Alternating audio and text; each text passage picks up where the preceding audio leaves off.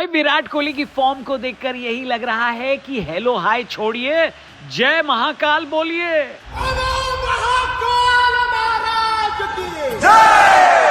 जय महाकाल, जय महाकाल। दोस्तों कल विराट कोहली ने क्या कमाल किया, धमाल किया, धोती फाड़ के रुमाल किया, मजे ही मजे, मजे ही मजे। विराट कोहली अब उस लेवल पर पहुंच गए हैं जहां लोग उनकी सेंचुरी देखकर इंडिया के हारने के दुख को भूल जा रहे हैं। कई लोग कहेंगे कि ये तो स्टार कल्चर है, आप लोग सुपरस्टार को प्रमोट कर रहे हो गेम से ऊपर। लेकिन मैं तो यही पूछता हूं कि आप बताओ, अगर सुपरस्टार कल्चर ना होता तो क्या इंडिया में क्रिकेट इतना बड़ा हो पाता? इसीलिए अगर किसी खिलाड़ी को गेम से बड़ा माना जा रहा है तो रोने की जरूरत नहीं है। कोहली को सेलिब्रेट करने का टाइम है तो करो। और सच बात यह है कि खेल में हार बर्दाश्त नहीं होनी चाहिए। लेकिन देखो, साफ सीधी बात यह है कि सारा फोकस इस वक्त T20 वर्ल्ड कप पर था। इसकी वजह से आपके दो सबसे बड़े मैच विनर हार्दिक पांड्या और बुमराह वनडे सीरीज नहीं खेल रहे थे, क्योंकि उनको इंजरी से बचाना था। अगर इस टीम में बुमराह होते तो बहुत मुमकिन है कि न्यूजीलैंड वाले 300 के पार न जाते, और अगर इस टीम में हार्दिक पांड्या होते तो बहुत मुमकिन है कि विराट कोहली को मैच जिताने के लिए हर्षित राणा पर डिपेंड नहीं होना पड़ता, है कि नहीं? बात तो सही है। इसीलिए विराट कोहली की ये सेंचुरी बहुत इंपॉर्टेंट है, क्योंकि इंस्टाग्राम पर लोग 2016 की फोटो डालकर दिखा रहे हैं कि वो लोग 2016 में कैसे दिखते थे। लेकिन विराट कोहली भैया ने तो बैटिंग करके दिखा दिया कि 2016 में वो कैसे बैटिंग करते थे। Breaking news coming in, and Virat Kohli has scored his 54th 100 in ODI cricket. This during the third match against New Zealand. Kohli reached the mark in 91 deliveries. मैं तो कहता हूं बाकी लोगों को टीम में शामिल करने का क्राइटेरिया क्या है बीसीसीआई का, कि भाई वो लोग डोमेस्टिक में अच्छा करने चाहिए।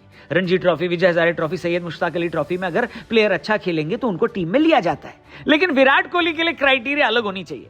कोहली को तो ये बोलना चाहिए बीसीसीआई को कि देखो, आप ना रेगुलरली वृंदावन और उज्जैन विजिट करो, प्रेमानंद महाराज जी के दर्शन करो, उज्जैन में श्री महाकाल जी के दर्शन करो, कृपा वहीं से आ रही है आपकी, है कि नहीं?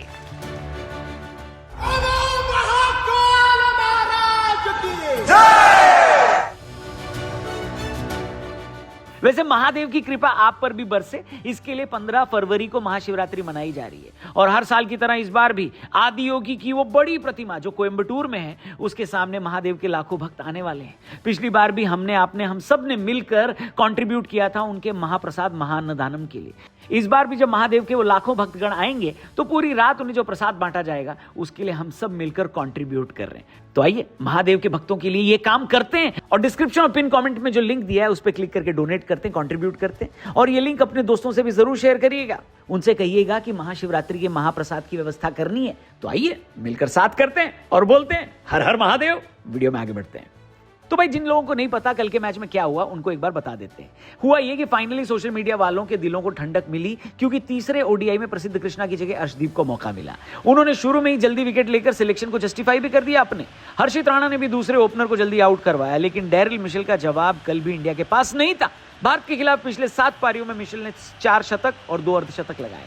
जिस तरीके से मिशेल स्पिनर्स के खिलाफ बाउंड्री लगाते हैं वो उनको बेहद पावरफुल बल्लेबाज बनाता है। तारीफ करनी होगी ग्लेन फिलिप्स की भी, जिन्होंने बेहतरीन सेंचुरी लगाई। इन दोनों की वजह से न्यूजीलैंड ने स्कोर बोर्ड पर 337 लगा दिए। इसके जवाब में रोहित शर्मा और शुभमन गिल को जल्दी आउट कर दिया गया था। मिडिल ऑर्डर में श्रेयस अय्यर और केएल राहुल भी कुछ खास कमाल नहीं कर पाए।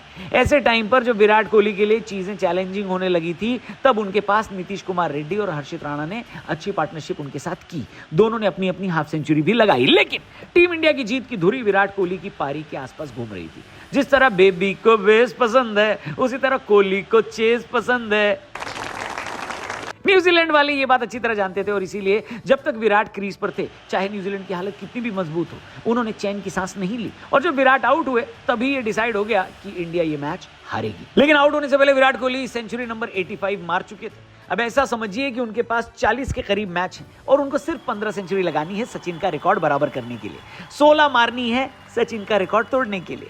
अगर आप चैट जीपीटी से भी पूछेंगे तो वो यही कहेगा कि वैसे तो ये होना मुश्किल है, लेकिन अगर कोई कर सकता है तो वो विराट कोहली ही कर सकता है। I know that, it's people like comparisons. I'm never going to be as good as him. I mean, there's a reason why we all looked up to him. He's perfection when it comes to batting.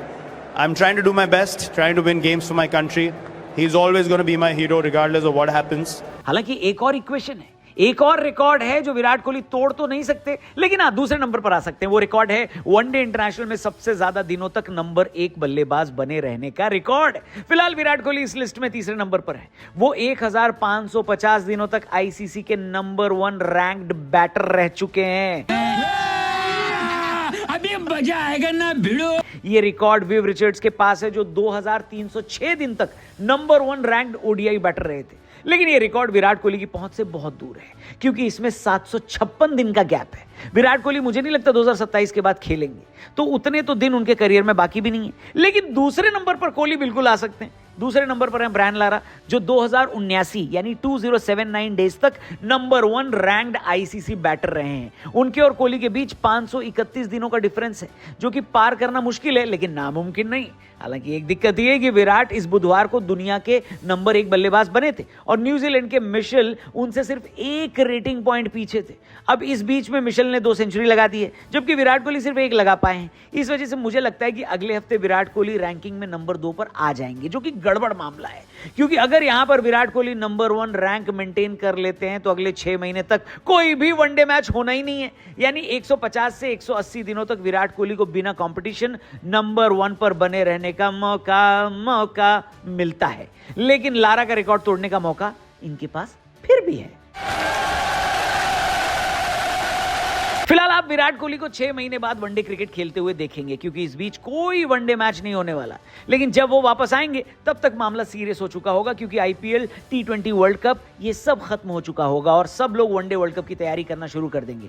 क्या लगता है आपको, Virat Kohli 2027 world cup में team India का Trump card होंगे? Comment करके बताना। और हाँ, लोग ये भी कह रहे हैं कि भाई हमारा किंग ही असली किंग है और घंटे का किंग जो बाजू का है यानी पड़ोसी मुल्क का, उसके लिए भी लोग क्या क्या बातें लिख रहे हैं। इनफैक्ट इंस्टा पे हमने एक रील भी बनाई है, जाकर देखिए, फुल फील आ जाएगी। लिंक डिस्क्रिप्शन में दिया है और वहीं डिस्क्रिप्शन और पिन कमेंट में लिंक दिया है महाशिवरात्रि के महाअन्नदानम का।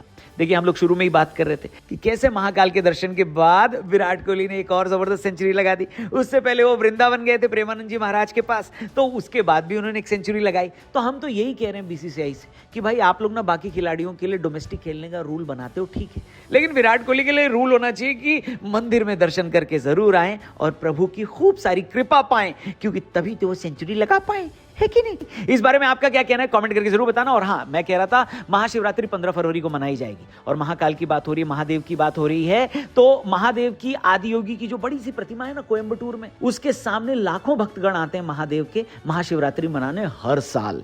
पिछली बार हमने क्या किया था, जो भक्त आते हैं उनके लिए पूरी रात जो महाप्रसाद दिया जाता है, महाअन्नदानम जिसे कहते हैं, उसके लिए हम सब ने मिलकर कॉन्ट्रीब्यूट किया था। इस बार भी हमारे पास मौका है क्योंकि 15 फरवरी को महाशिवरात्रि है, इस बार भी लाखों भक्त आएंगे, तो आइए मिलकर इस बार भी कंट्रीब्यूट करते हैं, डोनेट करते हैं, खुद भी करते हैं, दोस्तों और रिश्तेदारों और परिवार वालों से भी करवाते हैं। लिंक जो दिया है डोनेशन का वो डिस्क्रिप्शन और पिन कमेंट में दिया है। जरूर कंट्रीब्यूट करिएगा, अपने दोस्तों से भी करवाइएगा और जाने से पहले चैनल को जरूर सब्सक्राइब करिएगा। विराट कोहली के लिए भी कुछ बढ़िया सा लिख कर जाइएगा। Thank you for watching. जय हिंद, जय महाकाल। जय महाकाल, जय महाकाल।